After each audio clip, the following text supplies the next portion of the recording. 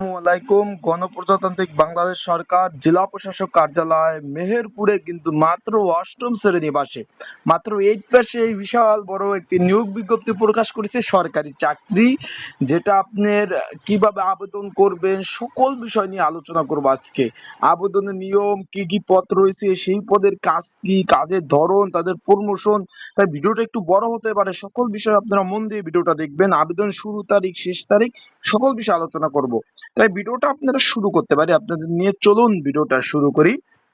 জনপ্রশাসন মন্ত্রণালয়ের যে ঊর্ধ্বতন কর্মচারী শাখা 7 ফেব্রুয়ারি 2024, সড়ক নং এত 3 মার্চ 2024 তারিখ, তারপর আপনার সড়ক নং এত 15 মে 2024, সড়ক নং এত সংখ্যা ছাড়পত্র প্রেক্ষিতে জেলা প্রশাসক কার্যালয় মেহেরপুর ও অধীনস্থ অফিসসমূহ সাধারণ প্রশাসন আয়ত্তভুক্ত কিন্তু নিম্নে শূন্য পদে কিন্তু নিয়োগ বিজ্ঞপ্তি প্রকাশ করেছে, যেটা 2015 বেতন স্কেল অনুযায়ী অস্থায়ী ভিত্তিতে কিন্তু নিয়োগ বিজ্ঞপ্তি তারা প্রকাশ করেছে।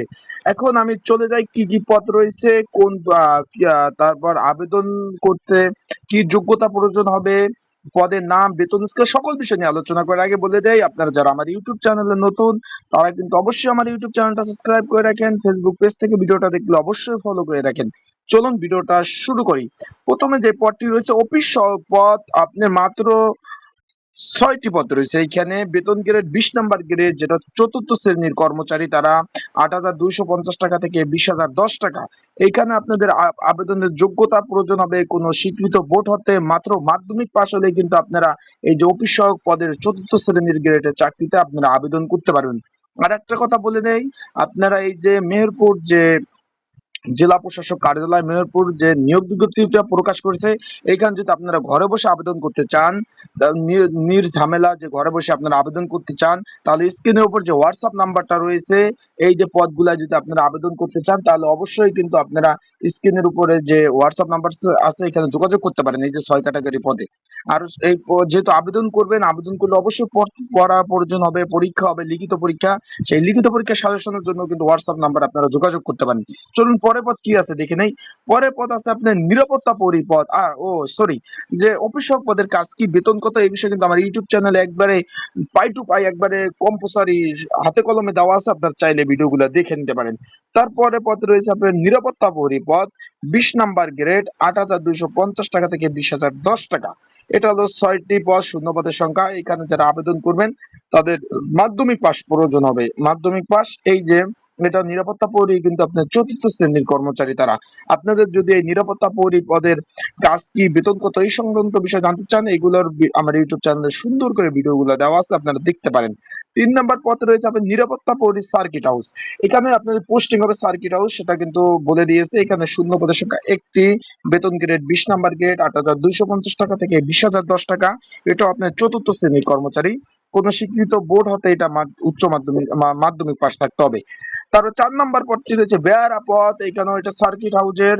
এখানে আপনার একটি শূন্যপদ 20 নম্বর গ্রেড, 8,250 টাকা থেকে 20,010 টাকা, চতুর্থ শ্রেণীর কর্মচারী। এইখানে যদি আপনাদের আবেদন করতে হয়, আপনাদের মাধ্যমিক পাস প্রয়োজন হবে আবেদন করতে।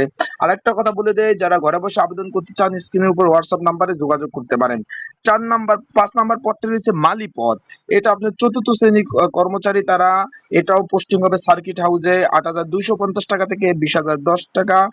একটি পদ। এইখানে মাত্র অষ্টম শ্রেণী পাশে কিন্তু আপনারা আবেদন করতে পারবেন, মাত্র অষ্টম শ্রেণী পাশে। আর একটা কথা বলে দেয়, ছেলে মেয়ে কিন্তু উভয়ে আবেদন করার সুযোগ রয়েছে। তারপরে পদটা রয়েছে আপনার পরিচ্ছন্নতা কর্মী। এটাও হলো আপনার একটি পদ। আপনার এটাও সার্কিট হাউসে পোস্টিং হবে, 8,250 টাকা থেকে 20,010 টাকা। বেতন স্কেল চতুর্থ শ্রেণীর কর্মচারী। পরিচ্ছন্নতা কর্মী পদের কাজ কি, মালির পদের কাজ কি, সম্পূর্ণ বিষয় আমার ইউটিউব চ্যানেলে ভিডিও দেওয়া আছে, দেখে নিতে পারেন। এটাও আপনার মাত্র জুনিয়র স্কুল সার্টিফিকেট পাশে কিন্তু আপনারা আবেদন করতে পারবেন। এখন এইখানে কিন্তু বলে দিয়েছে প্রার্থীরা অবশ্যই জন্মসূত্রে বাংলাদেশী এবং মেহেরপুর জেলার স্থায়ী বাসিন্দা হতে পারবে। 64 জেলার লোক কিন্তু আবেদন করা কোনো ধরনের সুযোগ নেই, শুধুমাত্র মেহেরপুর জেলার যারা স্থায়ী বাসিন্দা আছেন তারা শুধু আবেদন করতে পারবেন। এটা কিন্তু সম্পূর্ণ বলে দিয়েছে যে জেলা প্রশাসক মেহেরপুর বরাবর কিন্তু আবেদন করতে হবে।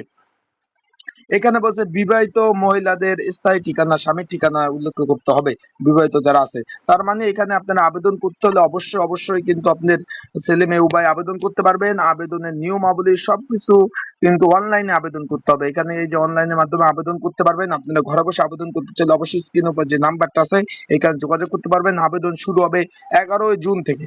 আজকে 9 তারিখ, কালকে 10, পরশুদিন 11 জুন থেকে, সোমবার থেকে মঙ্গলবার থেকে কিন্তু আবেদন শুরু, যা চলবে 8 জুলাই বিকাল 5টা পর্যন্ত, মানে আগামী মাস পর্যন্ত।